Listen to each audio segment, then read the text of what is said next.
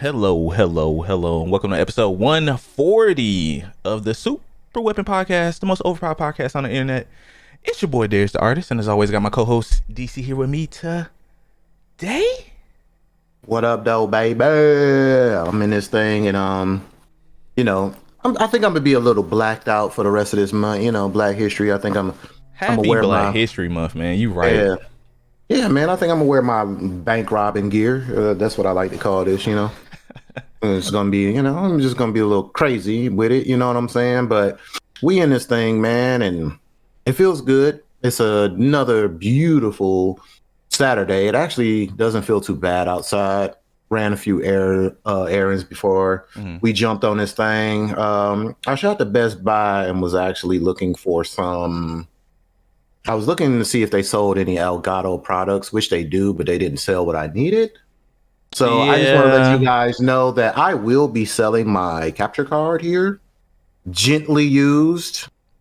Nah, you can't even you can't even really say that. It's basically brand new card, man. Brand new.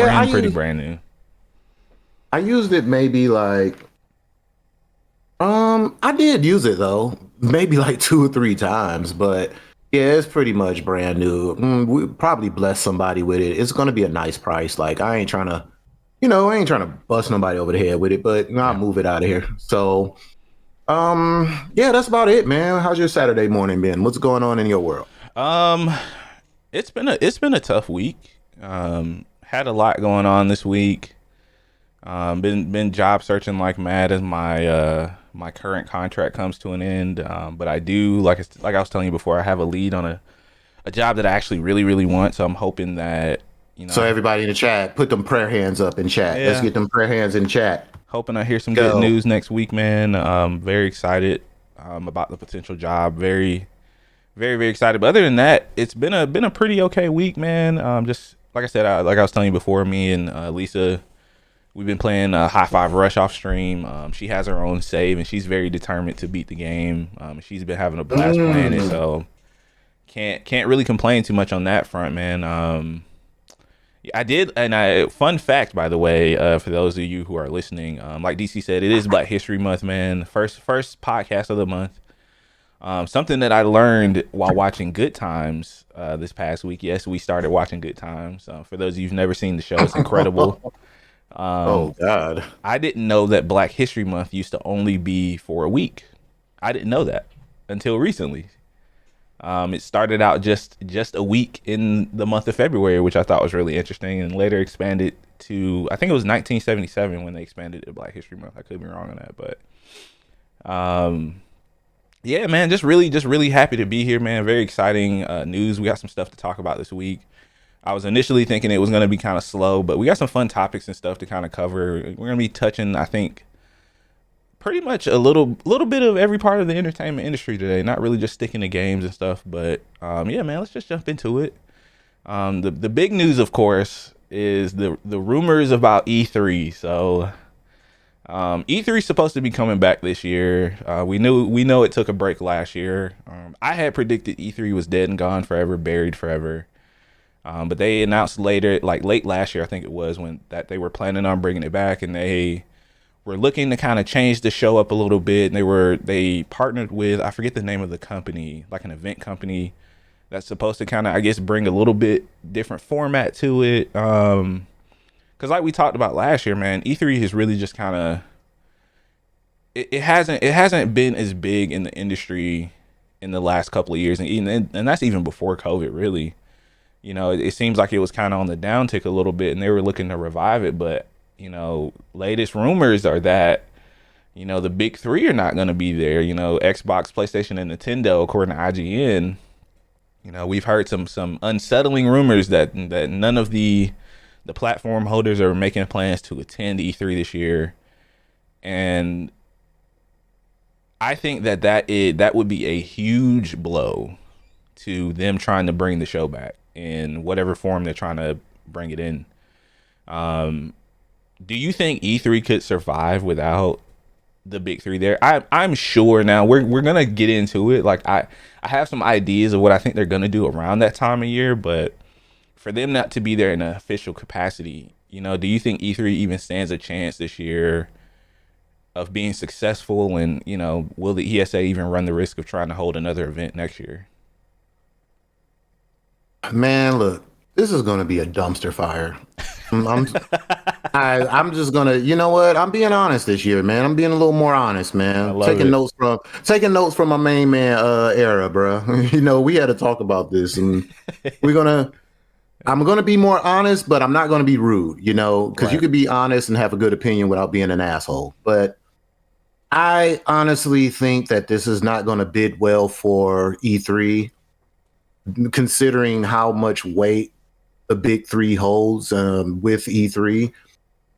People tune in to see one of their favorite consoles. It's either Nintendo, it's either Xbox or PlayStation. You have a lot of other things going on, but just honestly speaking, I could say that it holds a lot of weight to have those.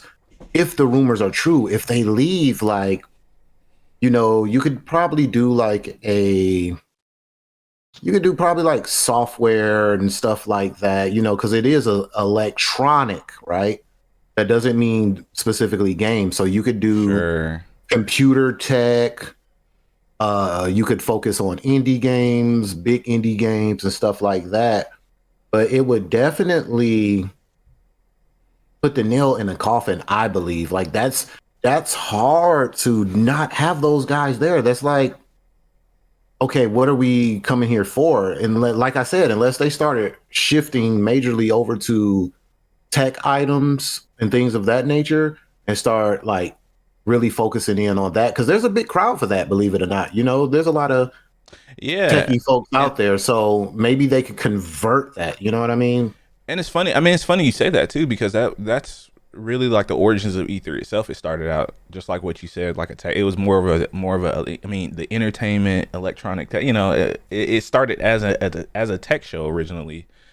And PlayStation, I'm not really surprised that they're not going to be there. I mean, they haven't been at E3. I looked it up this morning. They haven't been at E3 since 2019. So I was less shocked that they would be there versus Nintendo and Xbox. Specifically because Xbox is on the ESA's board of directors, if I'm not mistaken. So they're involved in some capacity with E3. Maybe not just as a showcase, but on the business side, which I thought was pretty interesting. And Phil Spencer gave that interview last week where he was talking to IGN, just post the developer direct. And he gave like he kind of hinted that they were planning a showcase around that time of year, but he didn't directly say that Xbox would be there in a full capacity. Um, Honestly, I think the biggest thing that's really kind of hurt E3 over the years is you don't really have people using physical media as much anymore, because you really had those big showcases and those booths and those developer booths and stuff on the show floor where they were passing out demo discs to like media and fans and stuff, and you don't really need to do that much anymore because you can just throw a demo online or um on your favorite storefront, which I think in the long run has kind of hurt E3 to the point where they weren't quick enough to change with the times. Now, whether or not I believe these rumors, I think there is a little bit of weight to them. And the reason why I say that, because over the last couple of years, and we kind of talked about it, how it's gotten to the point now where there's so many smaller showcases and shows and stuff throughout the year now. It's kind of tough to keep up with all the news in the game industry nowadays. But I think a lot of developers and platform holders really like controlling the messaging and the marketing and stuff that they can put out, where versus competing with other large platform holders, other large games. Because E3 is really like a whirlwind of content for a week, and then it's just like you kind of dissect and digest stuff the following weeks after that. But it's kind of tough to keep up with all the Mm-hmm. news that comes out of E3 every year. Shout out to Darkstar, by the way, man. Hello, sir. Thank you guys for hanging out. If you guys are listening to the audio version, we do record live every Saturday at 11 a.m. ish Eastern. But yeah, A man. lot of pre-pod and sound checking. Yeah, but I think it's just a tough thing for them this year. Um, I was thinking they were gonna kind of turn the show more so into something like PAX anyway, something a little bit more consumer friendly. You know, You have events and stuff because E3 really, in my opinion, was a little bit more corporate versus something like PAX where it was more for the gaming community and you had like a lot of fun events and stuff and all kind of fun things for people to do around the event. But E3 really was, I think it was important for the industry and it's not as much anymore. But if they're not there, man, I could see them doing like, because if I'm not mistaken, Xbox usually holds their events next door, like their showcases anyway. So I could see them doing something like all three of them doing something around E3, like around that time of year, and having their own showcases. PlayStation did something similar last year. They had their own showcase around June, and they revealed a lot of stuff. Nintendo, Nintendo's an enigma. You know, they just do whatever they want and they can get away with it no matter what. So Nintendo is like that bad stepchild, you know. yeah, and they Just never get kinda in trouble no matter what they do. They does what, you know, they drop games at 20 frames per second. You know, people still like them anyway, like they're little badass kids. So but Pokemon's a great game. DC, what do you mean? Come on, people are just hating it because it's all I'm saying. Look, guys, you deserve better, okay? But anyway, yeah, it's going to be very.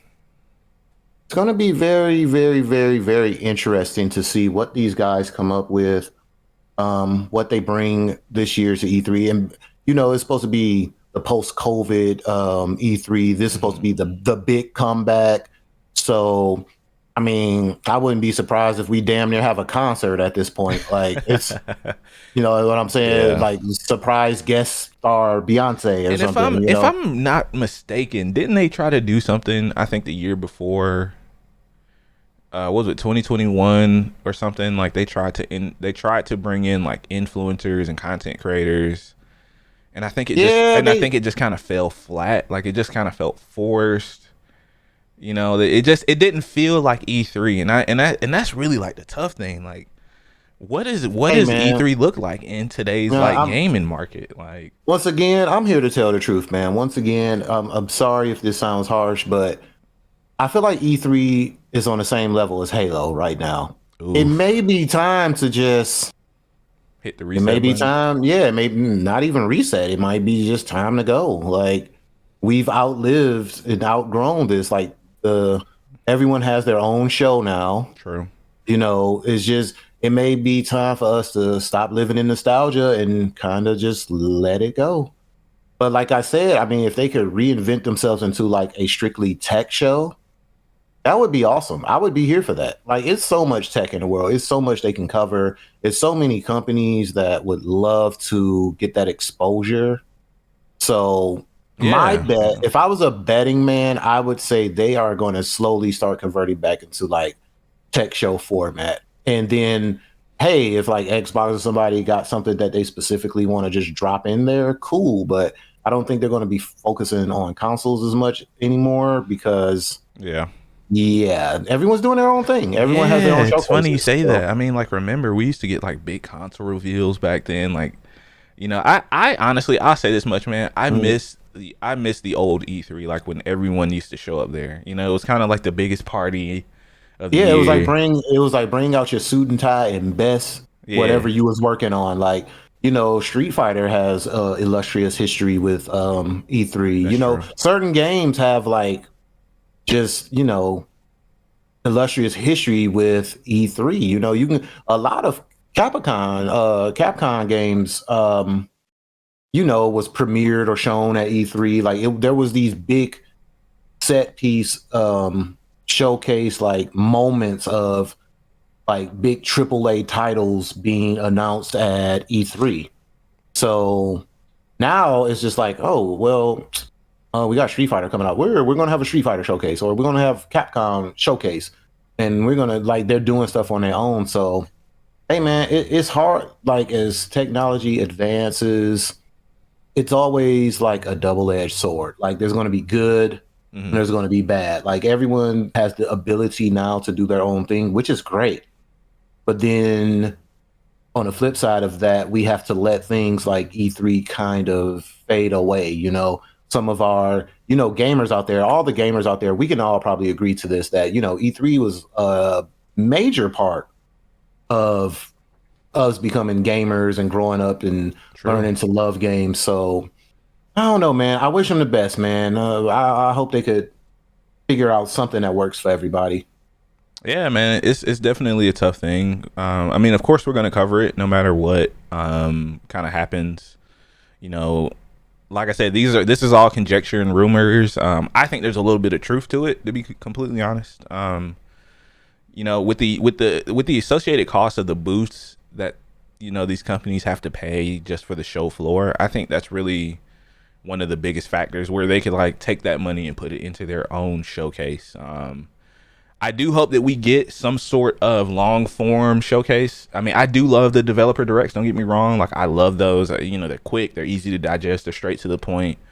But it's just something about having this grand, I'm just going to fire off I'm going to empty the clip on everything we got, coming, that I love about those kind of showcases. I don't think you need it throughout the year, but I think that part of the industry needs to hold steady. You need to have those big showcases in the middle of the summertime to get people excited for the fall and for early next year, because let's be honest, there's really not any time in the fall to have showcases between all the huge game releases that are going to happen.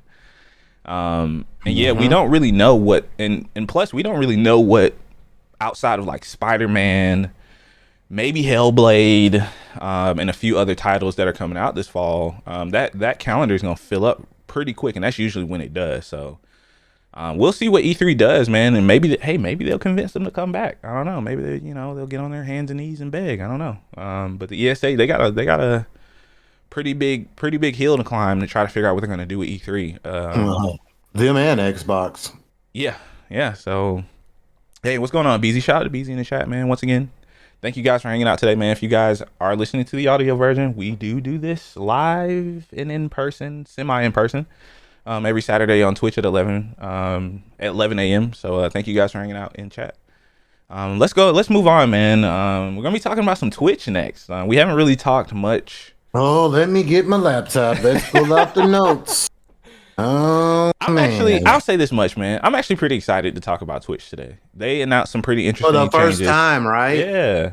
It's not a negative thing being spoke on about Twitch this time. So yeah, that is, that's a different pace. I like that. Yeah. We're talking about something positive with Twitch for the first time. We need some air horns or something. Usually, right. Insert air horn sound here. Right. Yeah. Usually we're pretty critical with some of the things decisions they've made, especially over the last year or so.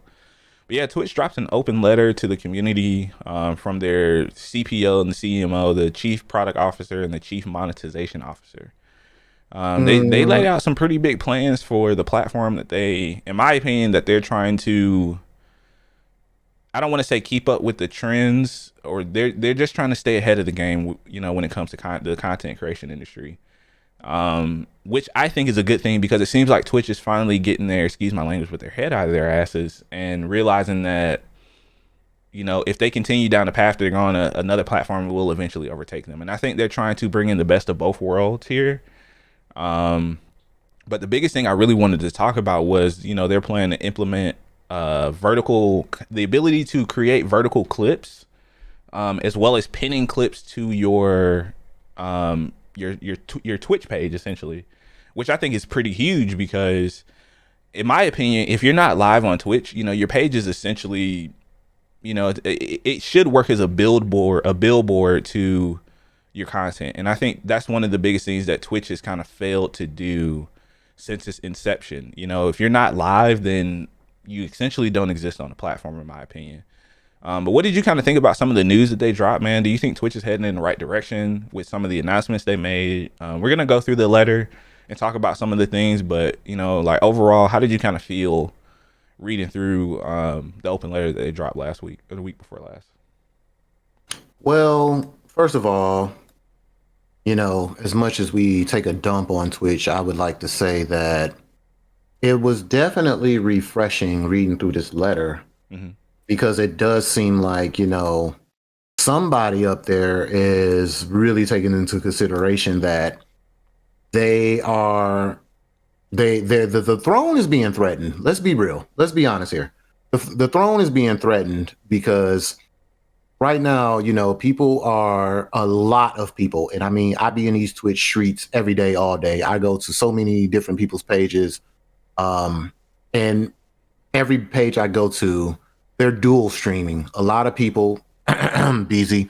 Um, they're using Twitch to push people over to their YouTube so they can get their YouTube hours and get monetized over at YouTube. Busy. But built. But yeah, I'm gonna stop name dropping them. But yeah, go support those guys YouTube. But anyway, yeah, a lot of people are using Twitch to promote other things, and I Yeah. think that, I mean, not even think. I mean, I read in an article that Twitch has taken notice of that, so they know what's going on. So I feel like instead of saying like doing like Elon Musk did with Twitter, saying, "Hey, you guys can't promote different stuff on your site," I think Twitch, instead of doing that and alienating people or more people, I guess they kind of leaned into it like, "Hey guys, you know what?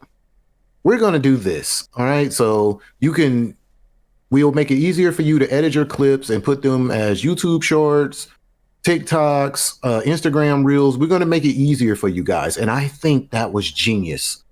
Don't alienate people, Yeah. help them out.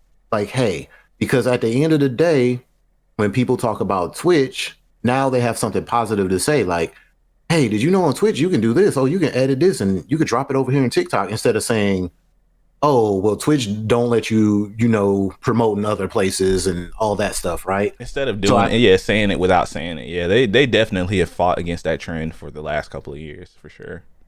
yeah, but now I feel like they like, you know what?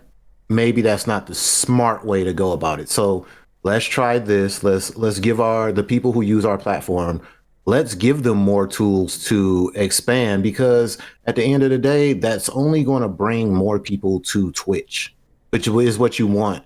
Yeah. The grand scheme of things is you want more people on your site. You want more traffic, because that's more ad revenue. That's more people essentially looking at ads or whatever. And even with what they're doing with ads and looking at how they could revamp the ad system, which in my opinion right now, it's a little much. It's a lot to deal with. Like I said, I like to check out like a lot of new people, just roam around on Twitch, because I'm just big on personalities and energy.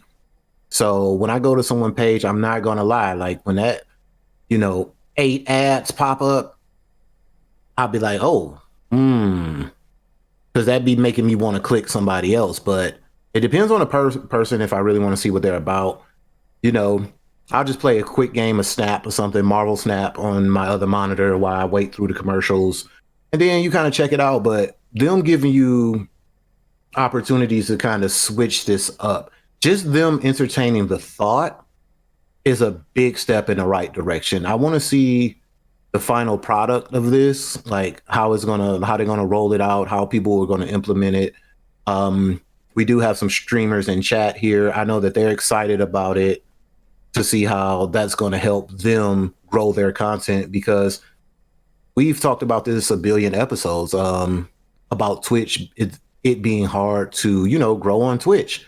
So they're finally hearing the calls of the people, and I'm happy for all my streamer friends. I'm happy for people who's out here doing it. Hopefully it helped them, man. Hopefully it helped them. So we'll see, man. Twitch, don't. Now, as soon as we get off this damn episode, I don't want no scandal come Monday, okay? I don't want no damn Twitch scandal come Monday, because we giving you grace right now. We giving you props. Don't you do it to us, man. Yeah. But yeah, man, I think it's great. Yeah, and it's like you mentioned too. I think they've realized that they should support the entire Twitch community, of content creators and viewers, because when you look at just like that top 1%, 0.1% or whatever, those are the ones that are really making Twitch, a good bit of money. Whereas some of your growing streamers, I'm not going to say smaller streamers, but your growing streamers, they're the options for us to earn and to hopefully, some people, want to eventually make this a living.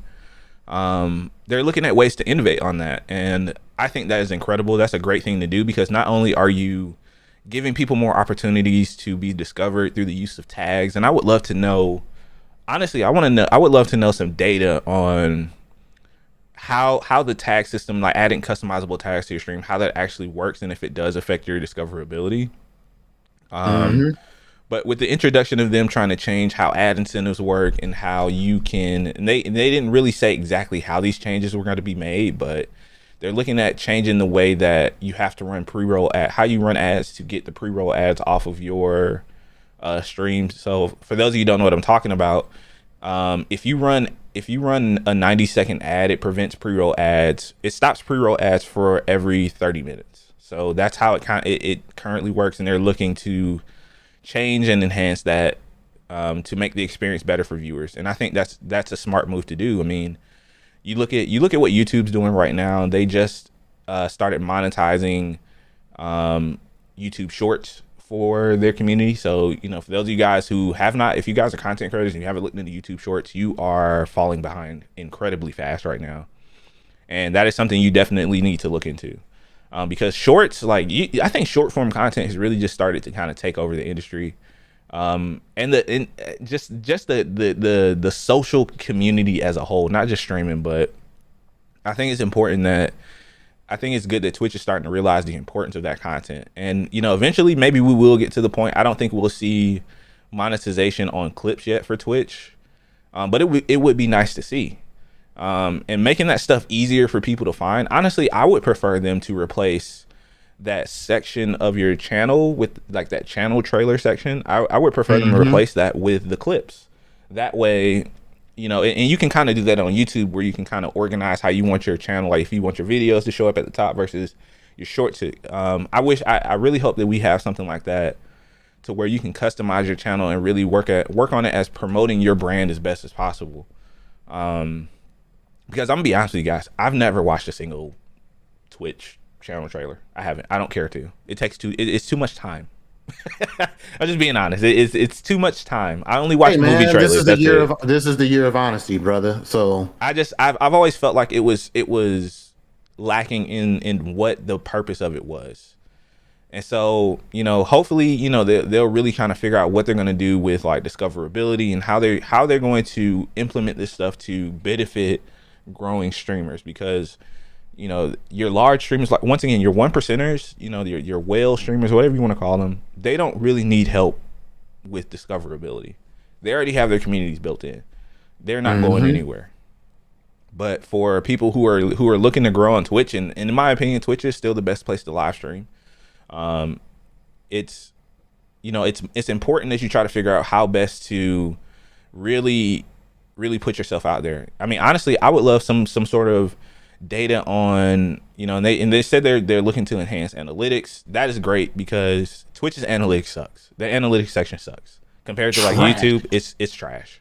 It is absolutely garbage. Yeah, it's bad. It doesn't really give you any indication on, outside of how many people stop by your stream, how your max number of viewers. It doesn't really break down, in my opinion, important information that a streamer would need. So hopefully we'll see an enhancement on that, like they mentioned in the open letter. So I mean, Twitch is, they're making a lot of the right changes here. I mean, people have been kind of on Twitch's ass lately, rightfully so. Hey now, hey, it's working, and I'm telling you, let's not kid ourselves here.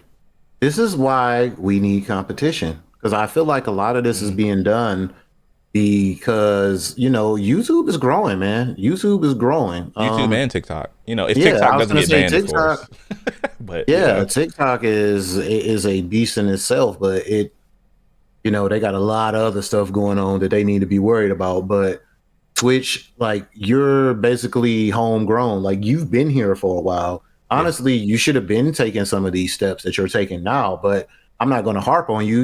We're finally getting some positivity out of you, so I'm going to keep it positive. We need more of this. Whatever y'all over there cooking, keep cooking. No more scandals. At least 2023, at least give me a scandal around November. Behave till about November, man, and I won't yell at you. Actually, behave forever if you can. But I mean, if you're going to get in trouble, wait until November, man. Let these good things that you have going on, let them roll out first before you do something stupid. Yeah. Okay? And there's no timetable on a lot of this stuff, so it sounds good until we see it, until we get it in our hands to really kind of test drive this stuff. And I'm hoping, it's sooner rather than later. Hopefully in the first half of the year we'll at least start to see some of this or get some more information. Because like I said, I mean, honestly, I think it would be cool to have the ability to monetize your clips to some degree, while you have these posted on your channel. Someone stops by when you're not online, they could just watch a quick little 60-second clip of what you're doing. And by the way, shout out to Harris Heller. If you guys haven't heard or know who he is, check out his content. He's been around for a long time, and he actually just announced, him and I believe the gentleman's name is Adam TV on Twitter. They announced a plugin for OBS to where you can literally, with the press of one button, create vertical clips to post to TikTok, YouTube Shorts, Instagram Reels, etc. So, look at my, look at that. Yeah, so if you guys we know Beezy is on it. Yeah, I'm pretty sure Beezy already knows what I'm talking about here, but yeah, shout out to that guy, man. That's an incredible tool. I haven't had a chance to play with it myself. I have it downloaded, so I am planning on implementing it into the stream, but yeah, shout out to him for that, man. It's like I said, man, if you guys are making content and you're thinking about doing this, whatever your goals are, there are tools out there to make things easier for you. You don't have to feel like you have to do everything, for yourself all at once. There are plugins and a lot of things that make the production side of things a lot easier and a lot more smooth. So definitely check out that stuff, man. Shout out to Twitch for this open letter. This was very nice to see that, they're starting to realize that they do have some real competition. Once again, hopefully TikTok doesn't get banned from the US, like they've been promising for years now. So if it does, then Twitch will be in a great position. Twitch and YouTube will be in a great position to take a lot of that viewership off their hands. So yeah, and this is what I'm gonna do. Look, check this out, guys. If TikTok end up getting banned, I'm gonna need all you guys with your tickety talks. Come on over to Flip Flop. That's gonna be my creation. Gonna be called Flip Flop, and then like the videos. Because look, you flipping and flopping, right? Look, come on, man. Come on. I'm a genius. It's funny. It's funny you say that. There's a show that I watched called The Rookie. I don't know if you guys have ever heard of it. They call TikTok on their Clip Talk is what they call it. So that's actually a better name than what they came up with. So. Excuse me, Tina. Not on my month. Not on my month, honey. I've been saying that to her. I've been saying that to her for the last couple of days. Yeah, look, this is our month. We can do what we want, okay? But yeah, man, it's good to see. So the last and final topic, ladies and gentlemen, we are going to step out of the zone a little bit, and we're going to talk about a little comics, man. We're going to get to some comic-cause, whatever the hell we want to call it. What's his name? I keep forgetting his name. The head of DC Studios, James Gunn. Yeah, I was going to say James Gunn. Jimmy Pistol, or whatever you want to call him.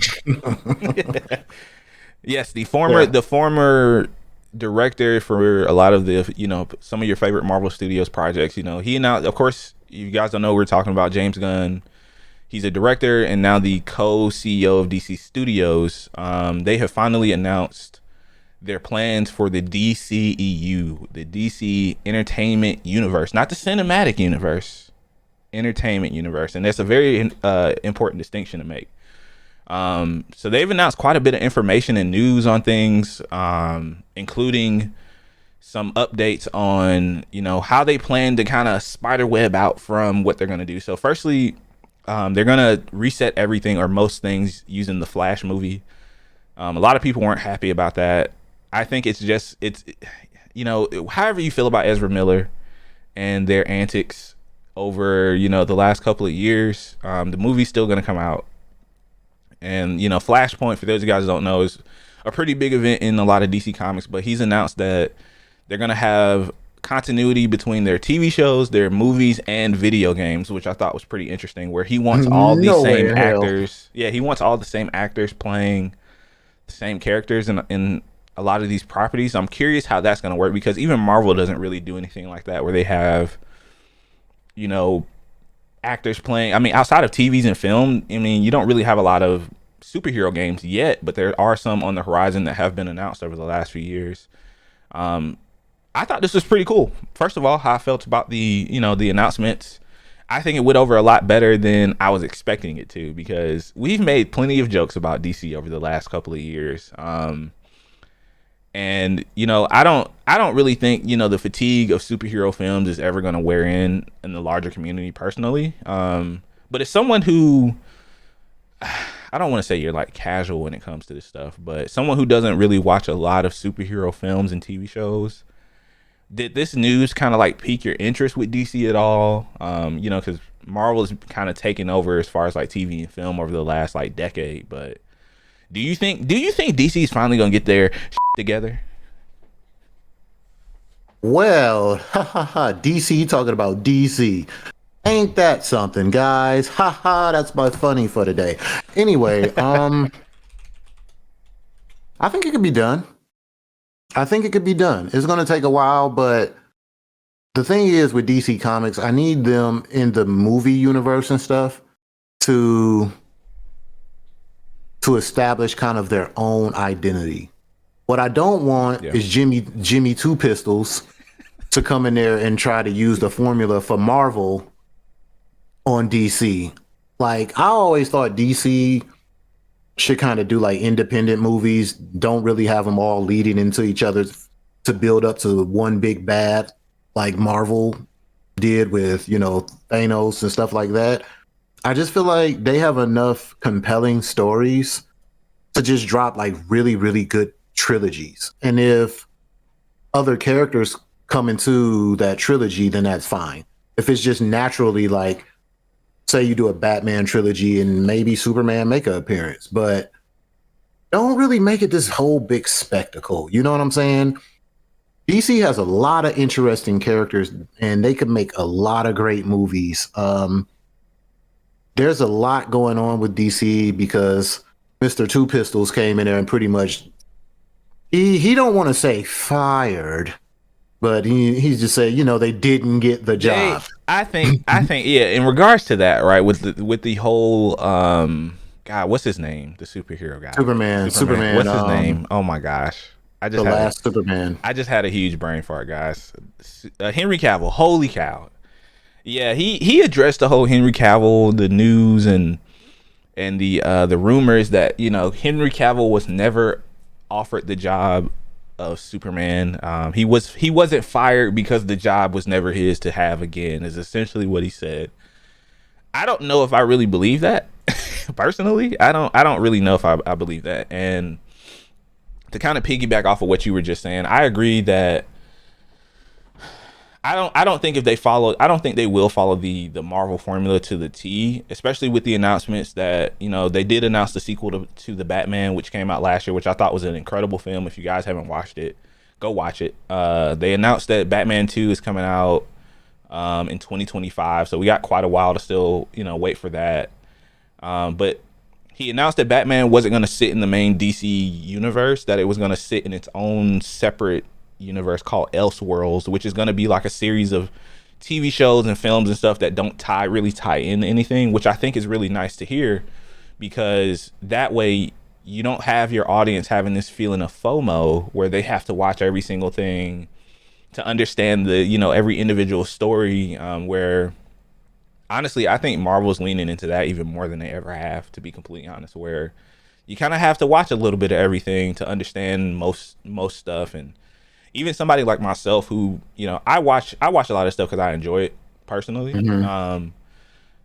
But you definitely get that feeling that if you don't watch most of the major shows or movies that come out, that you'll miss some significant storytelling, which, if we're being completely honest, while I do love Marvel, I think the thing that they fall short with is their comic books. DC has infinitely better storytelling when it comes to their comics and their animated films. That's just my personal opinion. So hopefully they'll kind of lean into that a little bit more. I mean, they've announced some interesting properties. Supergirl's getting her own movie, which is going to show a side of her, which I think is pretty interesting. Somebody who's filled with like regret. She drinks a lot. She feels like an outcast, even more so than Superman does. And I think that's something that they could lean into where, yes, keep it dark, please. Yeah, like DC really has a great handle on tackling a lot of stronger subjects, in my opinion, than what Marvel does in their films and TV shows, where Marvel sticks to a lot of the lighter, funnier, Oh, satire, oh. which in my opinion, which I think they ruined Thor because of that. I'm gonna say it till the end of time. Thor was ruined in the Marvel Cinematic Universe, the MCU. Thor even said he was ruined. Yeah, he did. He agreed to it. So if you say you like the Thor movies, you're wrong. Okay, I'm just gonna say I like Thor. I like Ragnarok. Leave me alone. he's wrong. He's wrong. But yeah, I really hope we start to see a little bit, and they could build on that. Like, they announced a new Superman movie. They announced a new Batman series, The Brave and the Bold, which I thought was really, really cool because, you're going to be focusing on Batman's son, Damian Wayne, who actually tries to kill him a lot, and he hates Batman. So that could be interesting because we haven't really seen like the Bat family since like stealing my shine. Stealing my shine. Nah, I mean, I'm just saying, like, you haven't really seen the Batman family since like the 90s. I was about to look. I'm just gonna jump in and cut you off before you go any further. Jimmy Two Pistols, aka Pistol Pete. I'm gonna write you a letter. I'm gonna need you to hear me, bro. Get Ashtray from Euphoria. That's what I've seen a lot of people saying. Yeah. Get Ashtray from Euphoria. He was made to play Damien. Damien has an interesting story. He does. Yeah. You have to, bro. If you don't have a Damien movie, man, Two Pistols, what are you doing, man? What are we doing here? We need a Damien story, bro. I'm not the only one. Every online on the Reddits, if you out there in the internet world, people are interested in a Damien movie because in all the DC animated movies with him in it, he got a lot going on. He got a chip on his shoulder. Like he has a lot going on. So, and then I think that blends in with DC's style of kind of having a serious tone because DC they really do that well though. Like I like the way that they don't take the jokey approach. Like they're not afraid to touch on difficult subject matter whatsoever. Yeah, like, and it's just it was a lot of things. Like we lived in a Marvel moment, right? Like everybody was hyped back in the day. We used to all go to the Marvel movies, like stupid, like midnight showings, all that stuff. But again. Now, when you look back on it, once again, we're going to say it again. Once you take off the rose-colored lenses, you start looking back at stuff like Thor, and you be like, "Yo, that shit was kind of." Thor has been terrible since the first movie. I'm gonna keep saying it until people really listen. You know what's funny? I never watched the first Thor. I'm not watching Love and Blunder. I'm gonna pass on that.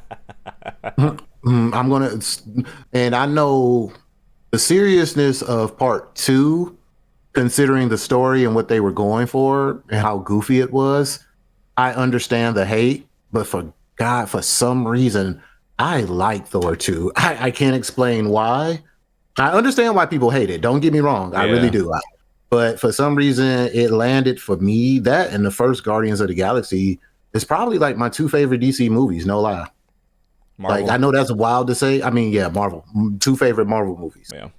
So people like, yeah, you suck. Like, before people attack him, we know what he meant. yeah. No, I'm not even talking about that. I'm just saying that hot take of like those are your 2 favorite Marvel movies. What about Endgame? What about it? Like, once I got over Thanos, like Endgame was like, whatever. I'll be honest, man. Honestly, like the ensemble movies really just kind of work as a climax to everything that they were building up to. But I never felt like outside of. Do you go back and watch that? No. I'm be honest with you. Right now in chat, who goes back and watch Endgame? Nobody. I'm gonna be completely honest with you. I liked Infinity War more than Endgame because Infinity War, in my opinion, did a better job of really raising the stakes and showing that the good guys don't always win. Because Thanos did what he set out to do, and a lot of heroes died for it. And that is more realistic storytelling, in my opinion, than just having your characters or your heroes topple the villain all in one sitting. 1 3.5 hour movie. So let me ask you this. I have a 2-part question. Yeah. First part, what was the last comic book movie that you watched? And the second question is, are you excited for Ant-Man? The last movie I watched, actually, it's funny you mentioned that. We ended up watching Black Panther last week. It was on with TV. It was on Sling, and I haven't. And fun fact, I hadn't watched Black Panther since I first seen it in theaters when it first released. Are you? But let's say this. Are you ready to have an honest conversation about Black Panther? Because I'll do it on Black History Month. I will do it. What do you mean? I haven't seen the second one, so I'm planning on watching that this weekend. Actually, what's your comment on Black Panther? I'm interested to hear what you have to say. Black Panther on Black History Month. Does DC want to take it there? Was Black Panther really as good as people say it was? In my opinion, I think so. I think it's one of the best MCU movies. Not because it's not because not because it's a black centric film, but I think it's a legitimately good film. My opinion. I beg to differ. I'll say that. Can I ask you why? I think that the hype that was built around Black Panther kind of faded away when I watched it again. And I was left with nothing, honestly. And I tried to take out the fact that I think a lot of me having to like that movie had to do with Chadwick as a person. Because I really like him as an actor. So I feel like a lot of that came from that. But when I started like breaking down the plot, I really started to hate Killmonger even more. Like, I just really started to hate his character. I don't know, man. Like, I've had this argument with my brother and a few other people, and they called me names. But I was like, I just think it was maybe a 6.5, a 7 out of a 10, honestly. Sure.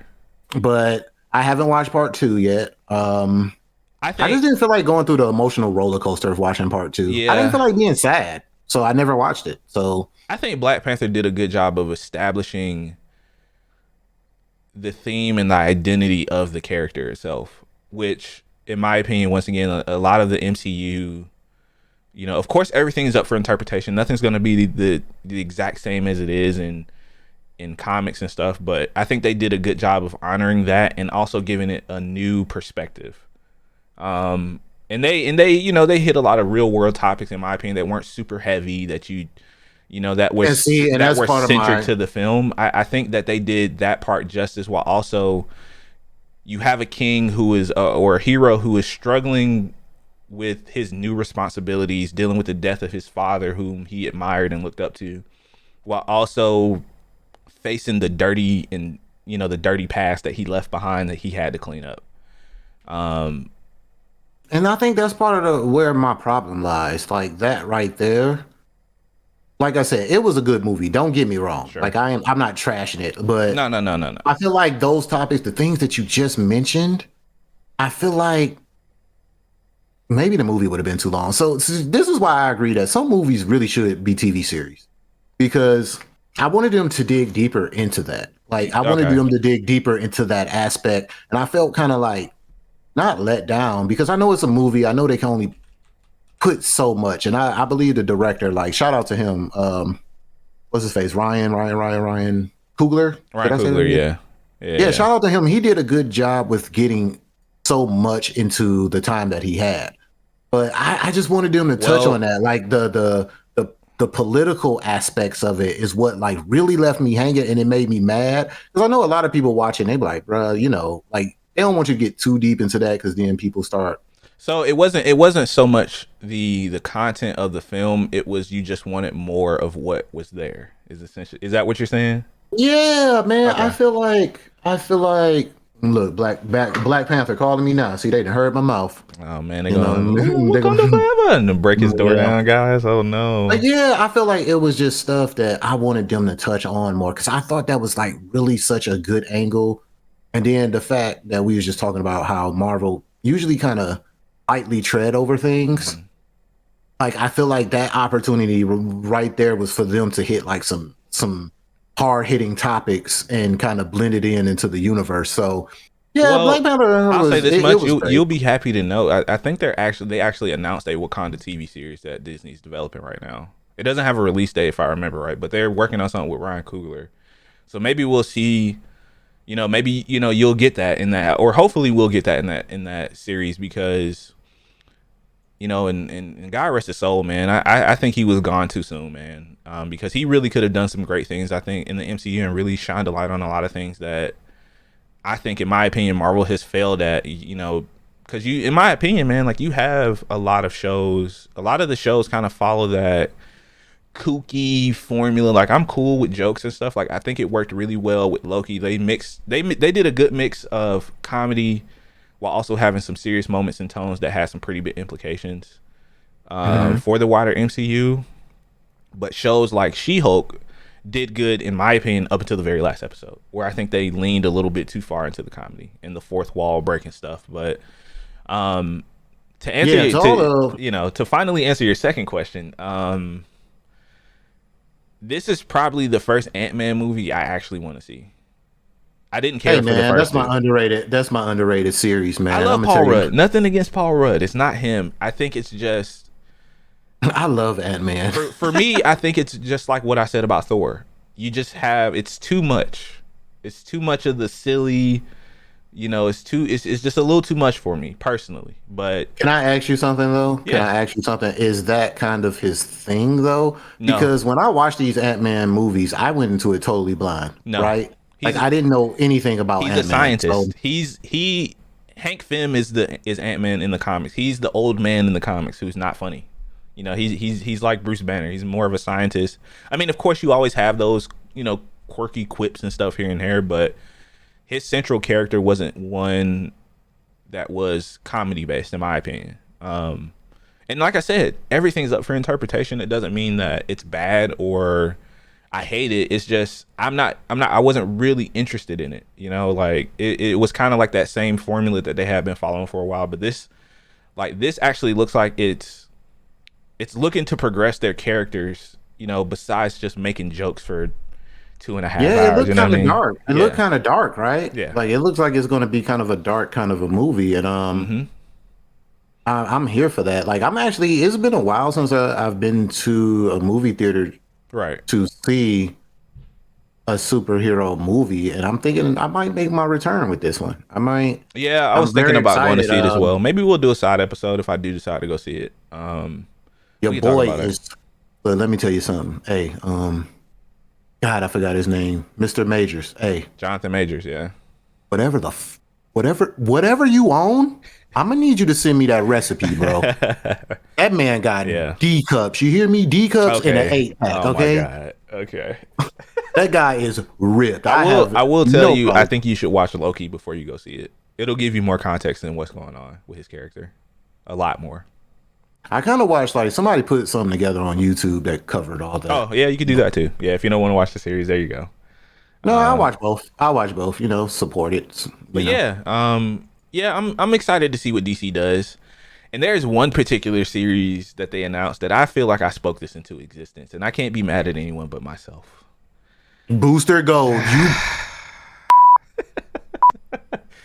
I feel like I am solely responsible for Booster Gold getting his own TV show, and nobody's gonna convince me otherwise. Matter of fact, that's your new nickname, Darius the Artist, aka Booster Gold. Gold. You know what? Halloween. I'm dressing up as Booster Gold for Halloween. For those of you guys who don't know who Booster Gold is, he is a douchey. He is a hack. Okay, he's a scam artist who comes from the future to be a superhero because he was a loser in his timeline. And he came to be famous. Wait, hold on.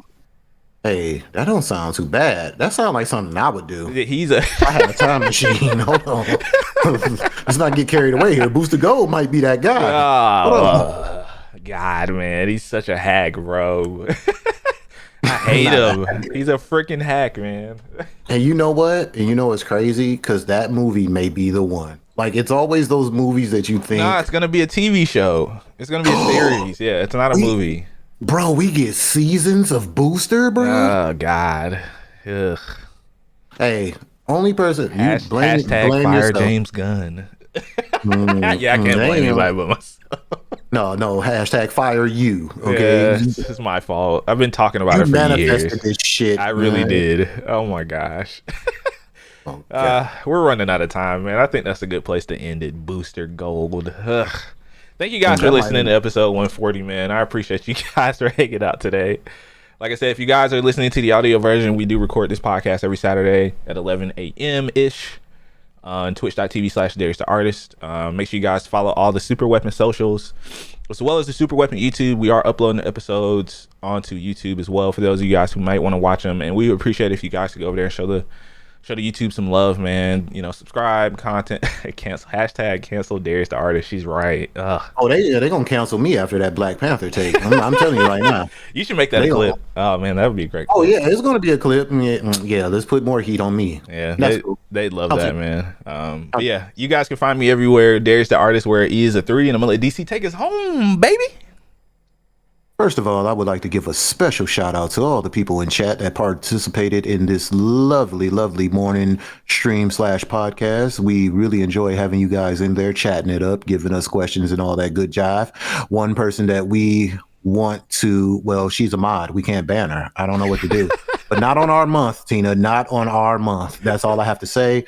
Guys, I don't really have nothing to say. I think we're going to just wrap this thing up and jump into some Apex, man. Stick around if you want to see some mid-tier plays from your boy right here, me. Mediocre gameplay, but good laughs is what you guys get from us. So. Yeah, you get excellent laughs with boo-boo gameplay. All right. All right, guys. That's going to be in the audio version, man. We will see you guys next Saturday. If you guys are in chat, like DC said, hang around. We're going to play some video games. See ya. Bye-bye.